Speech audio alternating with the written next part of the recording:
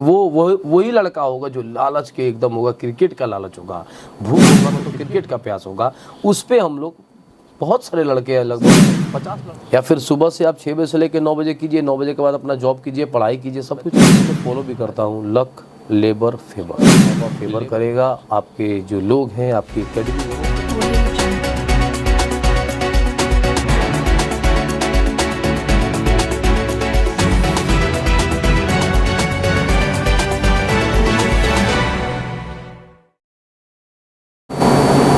स्वागत है आप सभी का अवेकन इंडिया चैनल में। मेरे साथ मौजूद है बंटी कैफ बंटी। और हालांकि मैं एक स्टूडेंट रहा हूं और मैं बच्चों को पढ़ाता भी हूं, और मेरे साथ कई बच्चे ऐसे बोलते हैं कि सर मुझे क्रिकेट में जाना है। और राजनीतिक दौर चल रहा है, उस पर हम बात नहीं करने वाले हैं, कुछ सवालें करने वाले हैं। मुझे सर क्रिकेट में जाना है, उसके लिए मुझे क्या करना पड़ेगा? तो सर स्वागत है आपका। बहुत बहुत शुक्रिया आपका भी। तो ऐसे बच्चे जो होते हैं जो बोलते हैं कि आगे चल के जो क्रिकेट का फील्ड है उसमें बहुत सारी स्ट्रगलिंग फेज आती है, देखने को मिलता है। और उसमें जो अत्यंत गरीब बच्चे होते हैं या पुअर फैमिली से आते हैं तो वो नहीं हो पाता है, वो नहीं जा पाते हैं, एफोर्ड नहीं कर पाते हैं, या उसमें घुसखोरी चलता है। क्या क्या करना पड़ता है उसके? देखिए, जो बच्चे हैं अगर खेलना चाहते हैं, जो गरीब बच्चे हैं वो आके हमारे यहाँ प्रैक्टिस करें, उसको हम लोग प्रोवाइड करते हैं। क्योंकि क्रिकेट थोड़ा महंगा गेम है, इसमें कहीं दूर राय नहीं है। और क्रिकेट में मान लीजिए किट है, ड्रेस है, बॉल है, शूज़ है, तो ये सब तो पैसा आपको तो भाई लगाना ही पड़ेगा। मान लीजिए हम जो सिखाते हैं तो नहीं लेंगे, लेकिन ये सब चीज़ तो खरीदना पड़ेगा ना, तो ये कहाँ से हम प्रोवाइड करेंगे? लेकिन जो गरीब बच्चे हैं उनके लिए हम लोग प्रोवाइड करते हैं। वही लड़का होगा जो लालच के एकदम होगा, क्रिकेट का लालच होगा, भूख होगा तो क्रिकेट का भूख होगा, प्यास होगा तो क्रिकेट का प्यास होगा। उस पे हम लोग बहुत सारे लड़के हैं, लगभग 50 लड़के ध्यान दे रहा है और लगातार प्रयास कर रहा है कि बच्चे हमारे आगे जाए। हमारा जो सपना पूरा नहीं हुआ है, बच्चे हमारा सपना को पूरा करें। जी सर। और वैसे बच्चे जो अभी बताएं आपके पूरा लगन है, तो लगन रहता है, लेकिन वो सारे चीज़ जो दायरे हैं वो कर पाते हैं, फिर आगे चल के उन्हें मतलब कुछ बीच में ऐसा हो जाता है कि वो फिर छोड़ देते हैं। देखिए, क्रिकेट अगर सीखना है या क्रिकेट में आगे बढ़ना है तो आपका कम से कम कैरियर 10 साल होता है। आप जब 5 साल के होते हैं तो आपका नर्सरी में आपको दाखिला एडमिशन होता है आपका। फिर 10th में जाते हैं तो आप 15 साल के हो जाते हैं, मतलब 14 साल के तक आपका एग्ज़ाम हो जाता है। फिर 2 साल इंटर होगा, 16 साल। उसके बाद आपका कैरियर बनना ना बनना शुरू होता है। आपको इंजीनियरिंग करना है, मेडिकल करना है, यूपीएससी, बीपीएससी जो भी करना है आफ्टर इंटर। अब लड़के सोच रहे हैं कि 2 ही साल में आईपीएल खेल जाए, कैसे पॉसिबिलिटी आप बताइए? और टेनिस बॉल में चले जा रहे हैं तो आईपीएल, जैसे टेनिस में जाइएगा आईपीएल का सपना छूट जाएगा आपका। उसका क्रिकेट अलग है, इसका क्रिकेट अलग है। तो आपको यही स्ट्रगल है, नमक रोटी खाइए, लेकिन 5, 6 साल, 7 साल अपना टाइम वेस्ट कीजिए। आप और भी काम कीजिए। आप प्रैक्टिस का 2 बजे से 3 बजे से सेशन है, या फिर सुबह से आप 6 बजे से लेकर 9 बजे कीजिए, 9 बजे के बाद अपना जॉब कीजिए, पढ़ाई कीजिए, सब कुछ कीजिए। ऐसा थोड़ी है कि दिन भर लोग क्रिकेट खेलता रहता है। अच्छे समझदार लोगों के लिए सुबह का 3 घंटा, शाम का 3 घंटा, 6 घंटा बहुत है। और बाकी मैं 3 चीज़ पे फॉलो भी करता हूँ, लक, लेबर, फेवर। लेबर कीजिएगा तो माँ बाप फेवर करेगा, आपके जो लोग हैं, आपकी एकेडमी है वो फेवर करेगा। और जब लेबर और फेवर दोनों मिलेगा तो भगवान उसको लक में तब्दील कर देगा। करना आपको है तो लोग करता नहीं। अब 2 साल 4 साल में कैसे यार है? उसके लिए आप आज देखिए, वैभव सूर्यवंशी, आप देखे होंगे कि वो 14 साल, 14.5 साल में आईपीएल खेला है, लेकिन आप देखिए उसके पीछे उसने रन बना के खेला है, ना कि पैरवी से खेला है। तो रन बनाने के लिए तपती धूप में 8-8 घंटा, 6-6 घंटा, 3-3 सौ, 200 बॉल खेलना पड़ेगा। अब आप गए फॉर्मेलिटी के लिए खेले, आपको रनिंग करना पड़ेगा, 20-20 लैप्स मारने पड़ेंगे, 50-50 स्प्रिंट डालना पड़ेगा, आपका वर्कआउट बढ़ेगा, आपका स्ट्रेंथ, पावर सब कुछ बढ़ाना पड़ेगा, आपका पावर हिटिंग बढ़ाना पड़ेगा, आपका बैटिंग का स्पीड बढ़ाना पड़ेगा कि बैट तेज चले, क्योंकि रफ्तार बढ़ रहा है। गेम अलग अलग फॉर्मेट में आपको अलग अलग दिमाग माइंड सेटअप करना पड़ेगा कि 2020 में कैसे खेले। अगर हम 16 साल वाले हैं तो 2020 नहीं है, अगर हम 20 साल 19 वाले हैं तो हमारा भी 50 ओवर का ही गेम हो रहा है, वनडे हो रहा है। और हम अगर सीनियर हैं तो हमारा भी 2020 में गेम अलग होना चाहिए, ODI में अलग होना चाहिए, टेस्ट में अलग होना चाहिए। इसकी तैयारी करना पड़ेगा कि 2 घंटे में हो सकेगी। तो जो लड़के 6-6 घंटा मेहनत कर रहे हैं वो आगे बढ़ेंगे या फिर 2 घंटे वाला आगे बढ़ेंगे। और जो 8 साल से लगातार परिश्रम कर रहा है तो भगवान उनकी ना सुनेगा अल्लाह ताला, ये आपकी 2 साल वाला सुनेगा।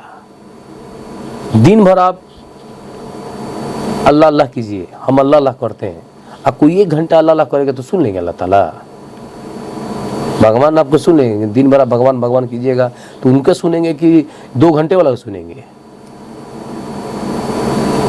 मेरा एक सवाल है कि आपके जो कैफ एकेडमी है उसकी टीम से शकीबुल गनी बिहार के जो अभी रणजी के कप्तान भी बने थे, कई सारे मर्तबा वो कप्तानी कर चुके हैं, उनको जगह नहीं मिला। और आपने ये भी देखा होगा कि 13 शतक भी उनका आया था और देश के कई सारे बड़े क्रिकेटर ने उनको बधाई दिया था। क्या कहेंगे, क्यों नहीं उनको IPL? जब वो 300 रन मारे थे तो उनका आप ये देखिए वो किस टीम के खिलाफ मारे थे और उनका एज क्या था जी, उस फॉर्मेट को देखा जाता है। सर आखिरी सवाल एक और है, इनका जवाब दे दें। उस फॉर्मेट में देखा जाता है। शकीबुल गनी लगातार रन नहीं बना पा रहे रणजी ट्रॉफी में, तो लगातार बनाने वाला कौन होगा? पूरे भारत में कोई 100 रन मार के आ रहा है, जिसे 10 खिलाड़ी 100 रन मार के आए। और चयनकर्ताओं के कान में ना कॉटन रहता है, रुई रहता है, तो वो दरवाजा ऐसे नॉक कर रहे हैं, कोई सुनेगा? फिर 200 रन वाला मार के आ जा रहा है 10 ठो, जोर से मार रहा है, फिर भी चयनकर्ताओं के कान में नहीं पहुंच रहा है। कोई 300 रन मार के 10 लड़के खड़े हो जा रहे हैं, तो ध्यान केंद्रित करने के लिए दरवाजा तोड़ना पड़ता है और लगातार रन मारना पड़ता है, तब जाके लगातार वैभव सूर्यवंशी रन मारा, लगातार उसने अपने आप को बहुत तब्दील किया। आप देखिए ना, बगल का ही लड़का एक शाकिब बाहर हो गया, बाहर हुआ ना भाई, बिना खेला IPL में, खेले बाहर हो गया। वहां जाने के बाद भी लोग बाहर होता है, ऐसा नहीं है कि अभी पहुंचा। जिस दिन पहुंचेगा शाकिब, हम तो दुआ कर रहे हैं कि वो बच्चा जाए, वो लड़का आगे बढ़े, लेकिन अभी अल्लाह ताला को मंजूर नहीं है। जिस दिन अल्लाह ताला को मंजूर होगा, बहुत अच्छा लड़का, बहुत ही मजबूत लड़का है, लेकिन सब मजबूती अल्लाह के सामने फेल हो जाता है जब तक अल्लाह की मर्जी नहीं चलती है। तो निश्चित तौर पे जब उनकी मर्जी होगी तो वो खेलेगा ही खेलेगा। और मुझे पूरा उम्मीद है कि शकीबुल जरूर एक बार IPL इंडिया खेलेगा। जी सर, आपने हाल ही में अजान कंपटीशन कराया है, उसमें बच्चों को प्रोत्साहित करने के लिए, कॉन्फिडेंस बढ़ाने के लिए, क्या आगे चल के ऐसे कुछ क्रिकेट में भी देखने को मिलेगा?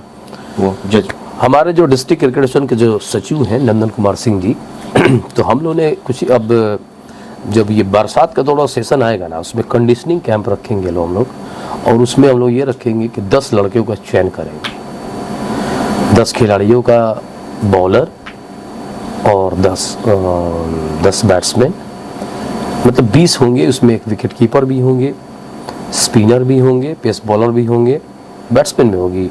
हमको लगता है कि 5-5 करके हम लोग लेके चलेंगे, 20 हो जाएगा, 5 बॉलर, 5 स्पिनर, 5 विकेट कीपर। तो ये डिस्ट्रिक्ट लेवल पे रहेगा या अलग अलग? सारण कमिश्नरी का होगा ज़्यादातर, खास तो हमारे सिवान में ज़्यादा हम लोग करेंगे। सारण में से कोई आए नहीं, सिवान को आगे बढ़ाना भाई, सिंपल वर्जन है हमारा। तो सिवान के लड़के में 20 को लेंगे लोग, और यहीं हम लोग खाने का, रहने का, और बाहर से कोच जो इंडिया लेवल के कोच होंगे उनसे हमारी बात हो चुकी है। उनका शेड्यूल बहुत बिजी है, और ये सारे प्रोग्राम बैठ के रहने, खाना और कोच के साथ रह के ये सब एक स्पेशल ट्रेनिंग चलेगा, जो हाईटेक ट्रेनिंग होगा, जो फ्यूचर के लिए, जो सिवान के लिए एक बेहतरीन मौका दिया जाएगा।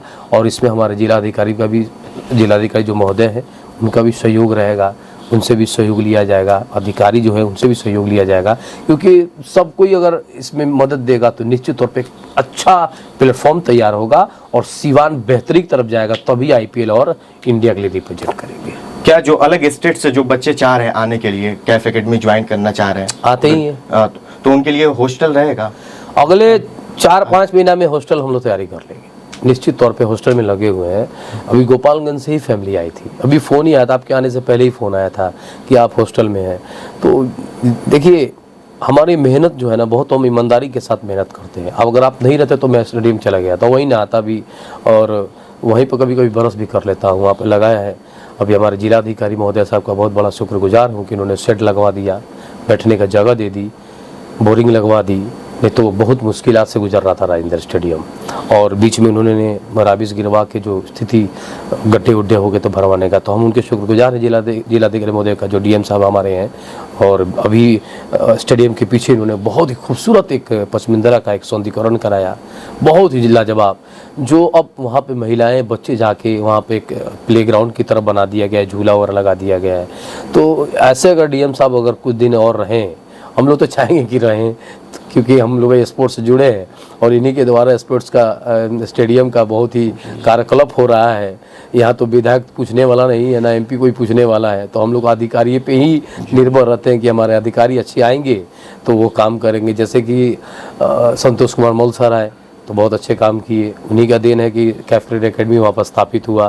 फिर उसके बाद महेंद्र कुमार सर जो आए, उसके बाद दिवेश शहरा सर जो आए, उन्होंने हम लोग के पास पैसे नहीं तो वहाँ पे क्रिकेट पिच का किया। फिर ये सर जो आए हैं डीएम साहब हमारे, तो इनके आने से एक फ़ायदा हुआ है कि पूरा चारों तरफ एक सौंदर्यीकरण हो गया। पेंटिंग के लिए पैसे नहीं थे, 2 शेड लगवा दिए और उसके बाद बोरिंग लगवा दिए। तो यही सब चीज़ों के लिए बाथरूम की व्यवस्था नहीं, इन्होंने बाथरूम करवा दिया। तो ये हम इनके बहुत ही शुक्रगुजार हैं और हम चाहेंगे कि अगर ये 2-3 साल और रह जाएंगे तो और स्टेडियम का कार्यकलाप हो जाएगा। जी बहुत बहुत शुक्रिया सर। आपका भी बहुत बहुत शुक्रिया। वीडियो को ज़्यादा से ज़्यादा शेयर करें और लाइक